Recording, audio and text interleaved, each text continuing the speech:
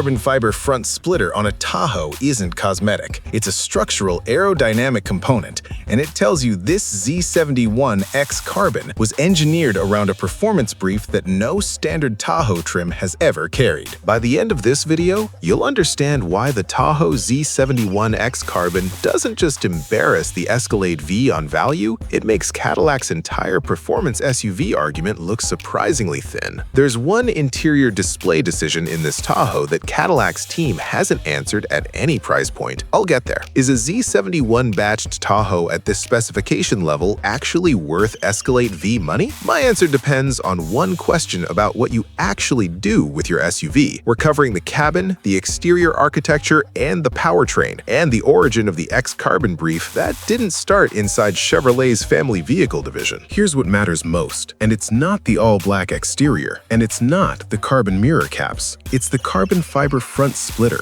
integrated into the bumper structure. A production carbon fiber aerodynamic component on a full-size American SUV changes the aerodynamic load path at the front axle. Above 65 miles per hour, a vehicle the size of a Tahoe, approximately 204 inches long with a high frontal area, generates meaningful front-end lift. The carbon splitter generates counterpressure beneath the front bumper, reducing that lift and improving front tire contact loading at speed. Better contact loading means more predictable braking and more linear steering response at highway velocity. No standard Escalade V carries a carbon aerodynamic package at the factory level. This is the only production Tahoe platform vehicle where the aerodynamics are an engineered specification rather than a styling afterthought. Speculative tech number 1. Active splitter deployment. An electromechanical actuator that lowers the front carbon splitter by approximately 1.5 inches above 60 miles per hour, increasing downforce generation, and retracts it below that threshold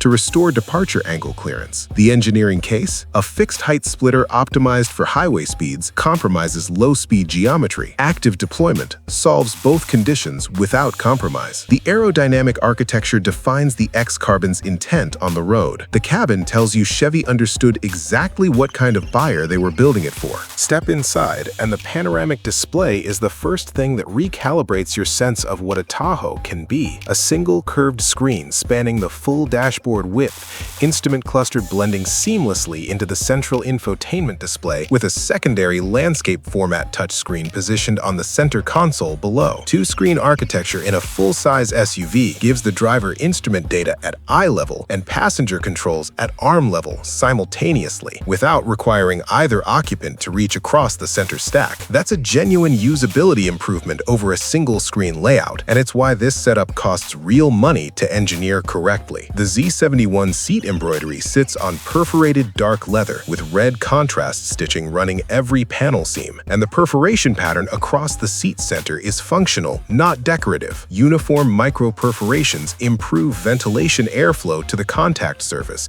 by approximately 15% over solid leather. On a black interior SUV in summer, anyone who's gotten into a parked Tahoe in Phoenix in July understands exactly why that percentage matters. Speculative tech 2. Adaptive ambient response. The red floor ambient system shifts intensity and hue based on drive mode. In comfort, warm red at 20% brightness. In sport, it shifts to a higher contrast deep red at full intensity, with the instrument cluster simultaneously transitioning to a performance-focused layout. Peripheral mode confirmation without requiring a status check. The engineering reasoning, mode-matched ambient, eliminates the disconnect between what the driver selected and what the interior communicates back. Where I think they've missed the mark, the HVAC control placement. Physical climate controls are positioned low on the center stack, requiring significant downward eye travel from the main display. For a cabin at this specification level, moving those controls to a higher position between the two screens would better match the ergonomic intent. The interior makes a coherent performance luxury argument. The exterior section delivers the piece of the X Carbon's origin that explains why Chevy was was willing to put a carbon aerodynamic package on a Tahoe in the first place? Here's what I'm hearing. The X-Carbon reportedly originated as a fleet evaluation brief for executive protection agencies, organizations that need a vehicle that doesn't announce itself visually, performs predictably at sustained highway speeds, and carries a cabin that can substitute for a boardroom. The all-black exterior and the aerodynamic carbon package weren't style decisions first. They were operational requirements. Start at the front. The carbon fiber grille, surround, and splitter form a continuous visual and structural unit, not separate components with visible panel gaps. That integration tells you the body engineering was done from scratch for this specification, rather than adapted from an accessory catalog. Carbon mirror caps reduce unsprung aerodynamic drag at the A-pillar, small in isolation, meaningful in aggregate on a vehicle this wide. The side profile runs full carbon rocker panels that visually lower the ride height and functionally reduce turbulent airflow along the vehicle's flanks. At the rear, the carbon diffuser between the quad exhaust outlets is the most operationally significant exterior piece. It manages the pressure differential behind the vehicle at speed, reducing aerodynamic drag at the rear axle. Overall length runs approximately 204 inches, wheelbase at 120 inches. Ground clearance with sport suspension calibration sits approximately 8.0 inches on 22-inch performance wheels. This design holds because every carbon element, splitter,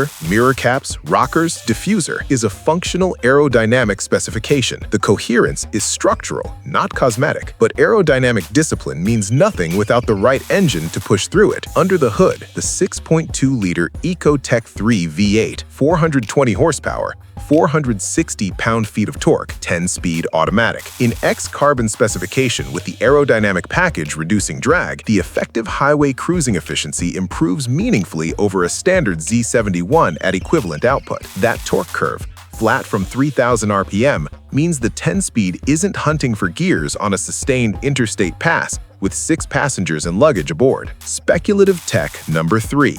Predictive suspension preload using navigation data.